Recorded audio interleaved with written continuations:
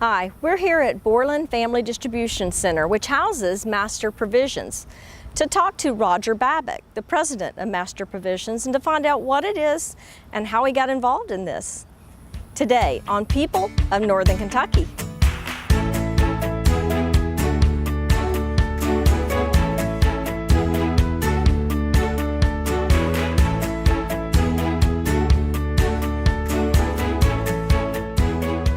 Well, thank you for coming and interviewing with me today, Roger. And I just want to start a little bit with you as a person. Like, how did you come to Northern Kentucky? Where did you grow up? Was it here? I started as a worthless nut over in Ohio. I was raised in Madera. Church was always prominent in our life. I was the go-to guy on Youth Sunday to speak. We hosted missionaries in our home. Oh, nice. And I had a natural affinity for mission work, for serving others, and also for speaking. And I never told anybody. Of course, when you're growing up, your parents don't know anything, so you don't want to go to them for advice. Of course, yes. And the preachers at church. I just never thought. And so I decided, instead of doing the things I think I was made to do, I wanted to make a lot of money. So I went to school in East Tennessee, and then after school, settled here in the greater Cincinnati area and moved to Northern Kentucky because real estate was cheaper for comparable housing. Yes, I know. One of the big reasons why we're here, too. Nice. Okay, well, I know you have a family here, so tell me a little bit about your family. Sure. We've been blessed with 4 children who are all married to what I consider their ideal mates. The 3 oldest ones have grandsons. So in the last year, we have 3 little grandsons, one running around Florida, one in Fort Thomas, and one in Union. At least you have 2 close. Yes, that's so much fun. Yes. Well, that's great. Your wife? Yes, we've been married for 37 years. We had a bout with cancer in '04 where we were given grim news that she had 6 to 12 months left to live.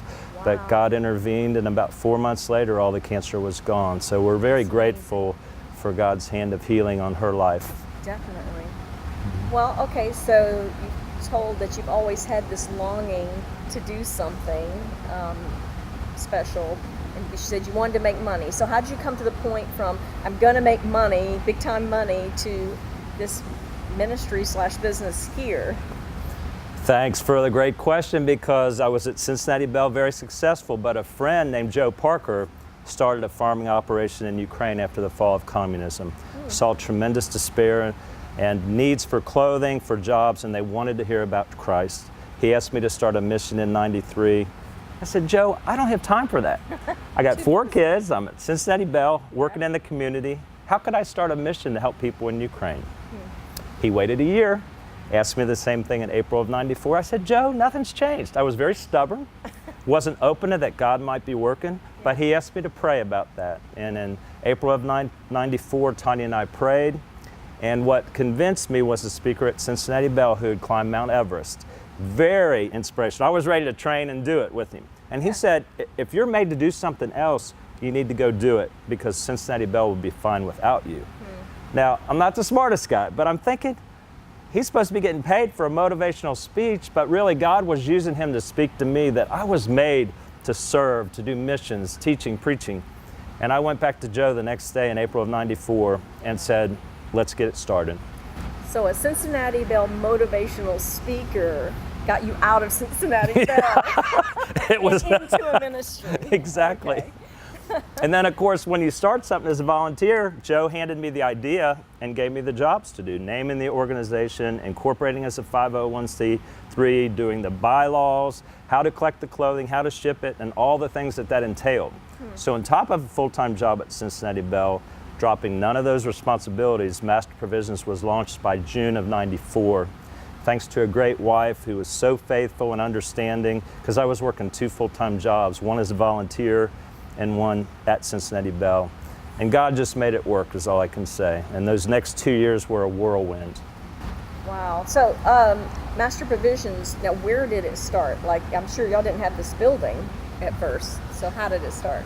It started in Joe Parker's garage, and Shirley Elliott at the Boone Kenton warehouse let us have space for about 7 years to collect clothing. And the mission goal was to collect clothing that would create jobs and allow us to share about Christ in Ukraine. So we started as an international-only mission to help people over in Ukraine, where they had experienced 3,500% inflation in 1 year post-communism. So that means $3,500 in your pocket became worth one in 12 months. So it was a desperate situation. Yes. It was my first trip over there in '95 that really broke my heart, because we had already started Master Provisions, but it was like I thought it would be just part-time, just volunteerism. And I was really struck with the pride that I had of wanting things, wanting stuff, wanting more money, instead of God being enough. And I committed to Him in March of 1995 that the rest of my life I would do whatever He wanted me to do. And it's been amazing to see the change in the mission over the past 22 years. Okay, so you started out as international only, but you're not just international anymore. No. You do a great deal here. Yes, we've flip-flopped in outreach, where now 80% of our outreach helps people right here in northern Kentucky and greater Cincinnati through food, providing food for people in need in our community. All right, well, so let's divide this out. What are you doing now in this, and explain to us this nice building you're in too, this nice big warehouse that you have. But what are you doing now internationally, and what are you doing now locally? Okay. Overall, our mission is to serve God by connecting resources to needs with the help of volunteers, donors, and partners. What we're doing internationally is still shipping clothing to places like Honduras, Kosovo, and Togo in West Africa. And then we're taking care of at-risk children in Guatemala, Togo, and Ukraine.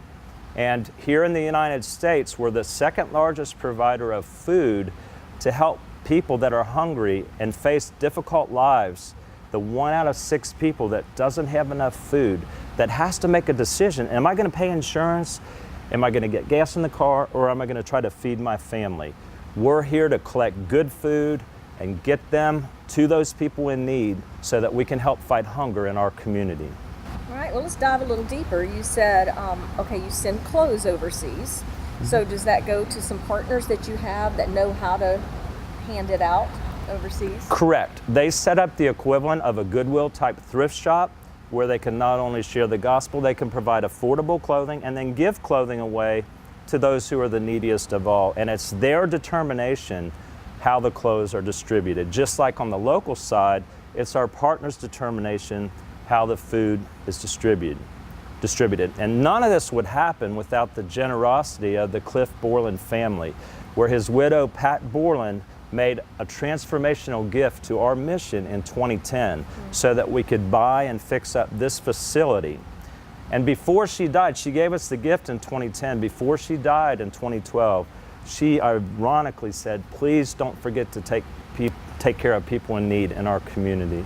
So Mrs. Pat Borland and Cliff Borland, who generated the income to make this possible, they're the ones responsible for this massive increase in outreach, and we'll always be indebted to the Cliff Borland family for their generosity. Yes, because this space right here, you have a lot of space in order to temporarily collect things to distribute. So, all right, you mentioned orphan care. So tell me, let's dive a little deeper into that. What do y'all do, orphan care? How do you help? Okay. We have at-risk children in 3 countries that are either pure orphans or social orphans, or they're living on the streets or in abusive situations. We then place those children into stable homes or take care of them and provide education for them in the case of our children at risk in Guatemala, so that they can get past the educational hurdles that they often face, so that they can receive medical care, so that they can receive nurturing, and really to give them hope for a future. Okay, so overseas is the clothing and the orphan care. And here, like you said, the Borland family really pushed you, like, let's make sure we take care of people here. Explain the process, because this is not what people think as your usual food pantry, where they walk in and get a few cans. So explain your process here. Yes, we collect large quantities of food by the semi-trailer load and by the box truck full of good fresh bread and fresh produce and some drinks and other items that can then be distributed from the Borland Family Distribution Center to other nonprofits in our community. The nonprofits schedule by appointment, and they'll come here during the week, Monday through Friday, and get what they need to feed hungry people. And then on the last Saturday of every month, a last Saturday outreach called Isaiah House, Master Provisions provides all the logistics and the food to take care of over 600 families on the last Saturday of every month. In part thanks to the generosity of St. Elizabeth Healthcare, who allows us to use their facility in Covington for a large mobile outreach, and Ludlow Vets and Knights of Columbus let us do the same thing. So simultaneously on the last Saturday, we're helping over 600 families, each of which will have an opportunity to receive prayer, encouragement, and 80 to 100 pounds of really good food to get them on to the next month. Okay, so you're giving them a month's worth of food. But about a week or two of food to get them into the next month, through the end of one month and into the next month, when their benefits could kick in, and then they could have more for the next month. That last week is the hardest. Correct. Yes. And this is what you call your mobile food pantry. Correct. Right? Mm-hmm. Okay. Well, how do you find your volunteers? Because that takes a lot of volunteers to bring in all this food and the clothing and process it. So how do you find your volunteers? It's all been word of mouth, and we do use social media, but I would say our local supporting churches, they get the word out within their congregations. All the businesses that are involved with us, their employees will show up. We have people from the school system, because we partner with Boone County Schools to help kids right here in our schools in Boone County. And it's been a word-of-mouth network that has grown to where we have nearly 6,000 volunteers registered that help us feed hungry people, take care of people that need clothing, and care for at-risk children. We also have a lot of second chance workers. In fact, we have now 3 truck drivers who made mistakes in the past, but now have their life together, and we're helping them with income for their family. They're working part-time for us and doing a great job. Everything about what we do is redemptive. We realize I've made mistakes, everybody's made mistakes. So whether we're redeeming food or clothing or somebody's lives, we want to be involved with that. We also have single moms that come to us and learn job skills through a group called Employment Connections.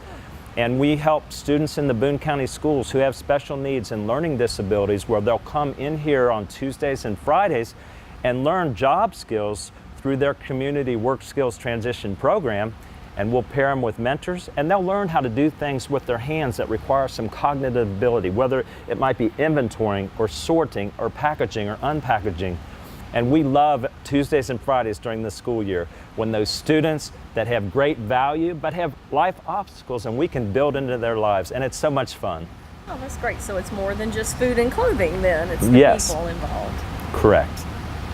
Yeah, you talked about partnering with the schools. I think I've even seen some welding or something done here by one of the schools that came and helped you.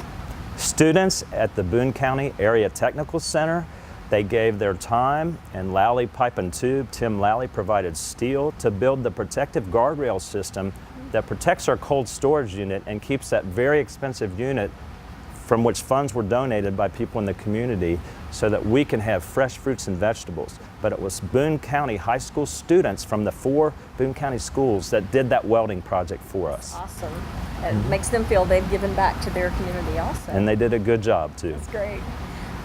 So you get your volunteers by word of mouth and social media. How about your funds? I mean, this has got to take money to run. Yes, that's the biggest need, because it does take money to serve more people. So people that want to give at any level as their hearts are led to give, and individuals and churches are our 2 largest sources. Businesses and family foundations are 3rd, and then other foundations are the 4th source of income to cover our operating funds. On the food side, it's about 10 cents a pound for us to collect and distribute food. So a loaf of bread, let's say a loaf of bread, a pound loaf of bread that might average $1.50 to $2. Our cost to distribute, handle, and get it out to the community is 10 cents. The partners that receive from us, we suggest if you can help us with the 10 cent per pound donation, that makes us sustainable. But then it also takes a lot of donations from the community to fund the outreaches and all the distribution that goes on during the week. We already established you need volunteers and you need money. So what if someone wants to be engaged here? How would they do that? For people with flexible schedules, Monday through Friday, can show up at 9 o'clock for our team meetings and devotions, learn the work that needs to be done for the day, serve with us, stay for lunch if you'd like to, because we feed our volunteers every day. On the last Saturday, you can go with us to St. Elizabeth Hospital or Ludlow Vets and show up between 8:15 and 8:30 to work for a few hours. Or the second Saturday of every month, starting in October, you can come here and serve 8 to 12 here at Master Provisions to help things get ready to serve other people.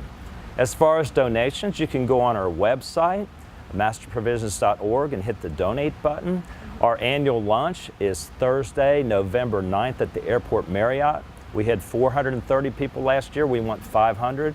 Come and hear, be inspired, make an annual gift to support our work, knowing that every dollar that's given allows us to get 10 pounds of food out to people in our community. Just $1 means 10 pounds of food. Wow. Because of the efficiencies in handling and the small amount of employees that we have, because we're volunteer driven. So we're very good stewards with people's money. Well, that's good to hear. When you donate money, you want to make sure that most of it's going to the people who need it the most. So that's awesome. It sounds like y'all do that here. We sure try. And we do a lot of recycling here. If food goes bad on us, we give it to area farmers. Cardboard, skids, clothing that's bad or faded or worn out. We also recycle all that. So if something makes it to our dumpster, it's in pretty bad shape. Got it. Well, did I see just recently you got Boone County Businessman of the Year? Yes, only possible because of a great team. If, as an organization, you're doing a lousy job, you're not going to get recognized. It's because of the great workers here. We have 5 full-time workers who are extremely dedicated and equally dedicated volunteers, many of which come here 20 to 40 hours a week as if it was a regular job. Yeah, that's like a regular job, 20 hours a week. It really is. And they have a passion for what we do and the way we go about doing it. Well, yeah, I've noticed that because I've been here when some volunteers have been there and they're just all very happy and having a great time helping. I guess because they know what they're doing is helping locally or internationally. Yes, and our Director of Operations, John Eldridge, deserves a lot of credit for that. He helped develop what is now our working culture, where all of us, starting with me, we want to be likable, capable, teachable team players who are productive in building God's kingdom, which is all of us. It doesn't matter where we work, we're all part, in our view, of God's kingdom, and that's what we want to be. And when I speak to you and everybody else, I want to have a lot of grace, I want to speak the truth, and I want my motive and all of our motives to be love for God, love for others, and love for what He created. So we want to be very good stewards of every single thing that comes through here to help other people, whether it's food, or whether it's clothing, or whether it's funding, financial support. So can you tell me what some of the organizations are that benefit from Master Provisions? Sure. Boone County Schools is one of the largest beneficiaries. We get food to 20 of the 24 schools through the Resource Center and through great organizations like Go Pantry. Then we have St. Elizabeth Healthcare, where their employees volunteer with us. They let us use their facility, and they look at that as very beneficial to their organization. That meets one of their goals of community service for their people. And then it's a host of other soup kitchens, church food pantries, senior citizen organizations. In total, over 100 organizations come here. And if I start naming a few, I'll miss too many. But it's if you think of groups that run a soup kitchen or a food pantry or get food to people, it's likely that one of their sources for food is Master Provisions. Wow, that's awesome. So it sounds like you've really raised the level of help here in Northern Kentucky, and we really appreciate what you do here. So tell me, you've been in Northern Kentucky for a while. What's your favorite things about Northern Kentucky? I think community and connectedness. It is very much a community where groups care for each other. Even groups that on the surface might seem competitive, we really have a spirit of working together, collaborating to meet the needs of those people who do need help. And I've found it to be fantastic. I enjoy networking groups like the Covington Business Council, Northern Kentucky Chamber, Boone County Businessmen, a Rotary Club. I'm heavily involved in all 4 of those groups. And our team is so good. While I'm out there talking and asking people for help, our people are behind the scenes working, because it is all about working together as a team. And I think Northern Kentucky is a fantastic place to raise kids and grandkids. If I live long enough, great grandkids. But I just want to serve the Lord every single day. That's my mission in life. Thank you for joining us today. Every Thursday at 10 a.m., get to know your neighbor by catching a new edition of People of Northern Kentucky.